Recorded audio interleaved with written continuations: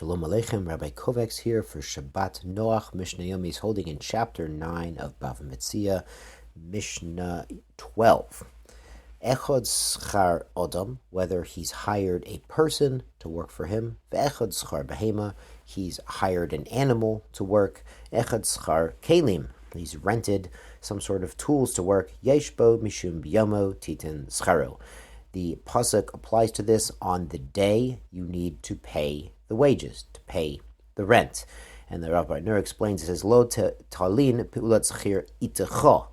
Anything that's itcha, anything with you, anything you're renting, you need to pay the wages or the rental on time. V'yeshlo, and it also applies to pasuk, Lo talin peulat schir itecha ad boker. You can't have the wages stay with you overnight. As we explained yesterday, if somebody finishes work at the end of the day, which was typical, then you had the night to pay them. You had at some point of the night, they had to get paid. Amatai, when does this apply? When does the employer violate these prohibitions? Bisman shetzavo, when the worker actually asked him to get paid. Obviously, if the worker has an agreement that he's paid every 2 weeks, or he's paid next Monday when he comes into the office, that's fine too. Lo tavo, if the worker is not asking to get paid, eino over alov. Then these psukim that say, hey, you got to pay him by a certain time, these do not apply to the employer. Himchohu etzel hanvani, if he asked for his payment and the employer said, yeah, that's fine, I have an arrangement with the hanvani, with the shopkeeper down the street, and he's going to give you whatever you want, up to your wages. I have a line of credit with him, I've paid him in advance. O etzel shulchani, or to the money changer, the banker, he says, listen, I have a line of credit with the shulchani, you go to him and he'll give you your pay.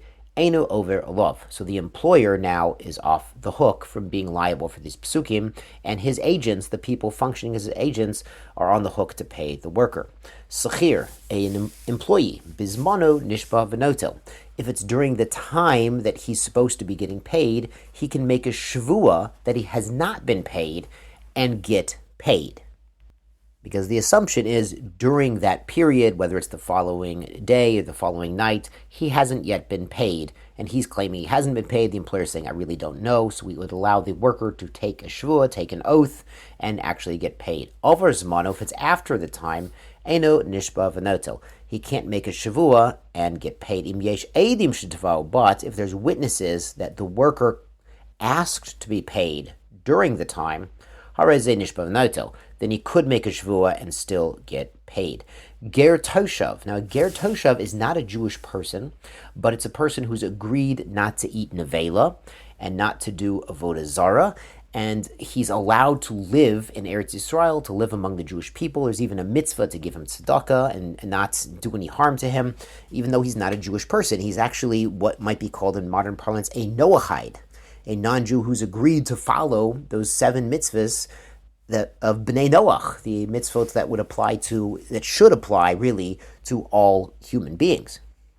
So the halacha of his wage payments is a little differently. Yeshbo mishum biyomo titin scharo. The pasuk of on the day he works, you need to give him his wages. That does apply to a ger toshav. The einbo, but what doesn't apply is mishum lo tolin pulat schir itcha ad boker.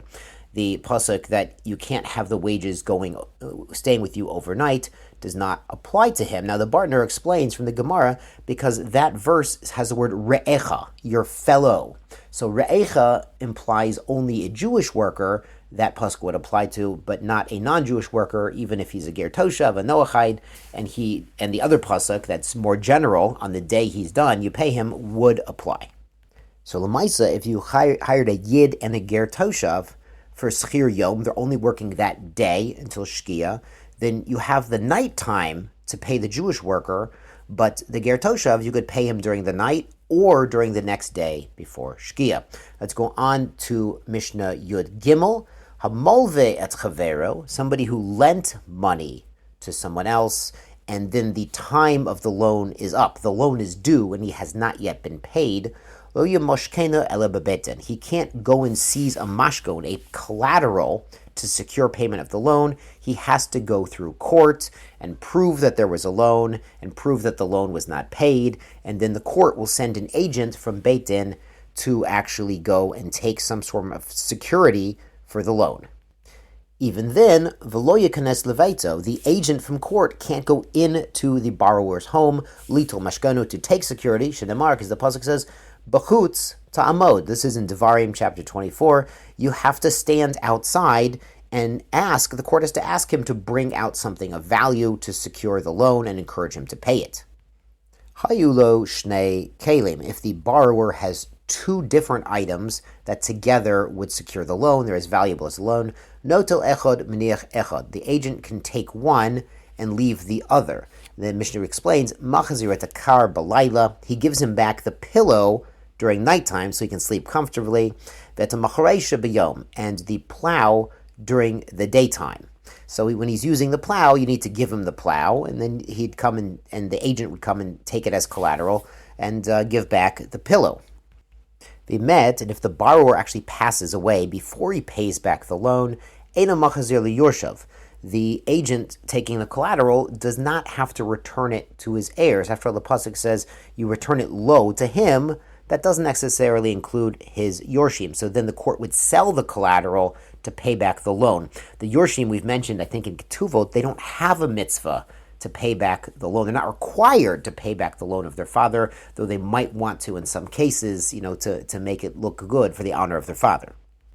Rabbi Shimon ben Gamliel adds to this, afla atzmo, even to the borrower himself that you've taken collateral from, eino machazir, you don't keep returning his items every day, ela ad shloshim yom, until 30 days have passed. Basically, he gets a 30-day extension on the loan. Umishloshim yom l'cholan, but for 30 days and after, mochran bebetin, the court is now empowered to sell the collateral to get money to repay the loan. Almana, a widow, bein shehi oniya, whether she's poor, bein she yashira, or she's quite wealthy, ein mamash kaniyotah. We do not take any collateral from her. Shneimar lo tachbol beged almana, because the pasuk says in Deuteronomy chapter 24, we do not take the garment of a widow. And it's not just a garment, it's anything from widow we don't take.